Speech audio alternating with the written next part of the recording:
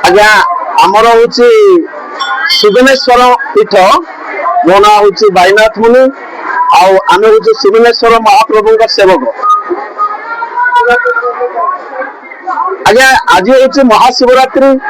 ए शिवरात्रि पुरातन काल लगी आमर जो शिवनेश्वर पीठ ये सत्य जुगर अवस्थित। आंकु श्रीराम आउ लक्ष्मण माँ सीतया पूजा कर विगत दिन में।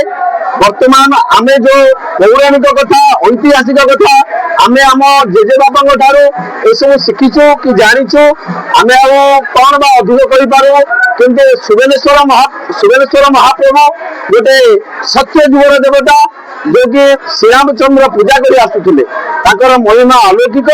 वर्तमान आमर जो गंजाम डिस्ट्रिक्ट भितर शिवनेश्वर महाप्रभु कहले समस्ते जानती। तुलसीदास रामायण शिवनेश्वर महाप्रभु नाम परिचित अच्छा शिवनेश्वर महाप्रभु जड़े महान शिवलिंग से ऊर्धलिंग परिचित। एठिकार भरद्वाज मुनि का आश्रम थिला, विवानक मुनि का आश्रम थिला, अत्रि मुनि आश्रम थिला। ये आश्रम बहुत ऋषि मुनि माने अवस्थित करुले। जो शिवनेश्वर महापीठ ये महापीठ शैवपीठ ये शैवपीठ नुहे ये गोटे महालिंग। ये महालिंग आज समस्त भक्त मानू श्रद्धालु मानू आशीर्वाद समस्त श्रद्धालु को उत्साह कर। आज बर्तमान आम जागर ये जागर 12-15 मिनट को 12टा अधे भितर महादीप उज्ज्वलन करागला। बहु संख्यार भक्त माने जोगदे समस्ते उत्साहपूर्वक अच्छा।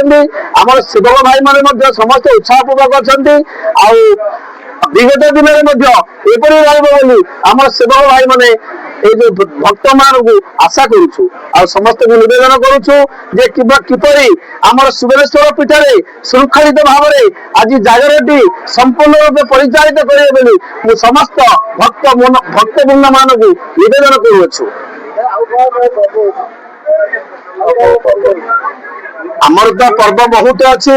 कार्तिक मास आज्ञा आम देखा गले 4टा सोमवार अच्छी, आमर संक्रांति अच्छी, रास पूर्णिमा अच्छी, तापर आमर आगे गले श्रावण मास जोटा कि आमर काउड़िया भाई मैंने पानी जलाभिषेक करने को आसती। महाशिवरात्रि अच्छी, माघ मासरे माघ आमर जो कि तार आमर धर्म मास शैवपीठ को बहुत लोग आसुच्च। बैशाख मासरे आसुच्च धर्म मास कर विवाह व्रत सब प्रकार नीति नियम ये सुरखुरी कर भक्त मान।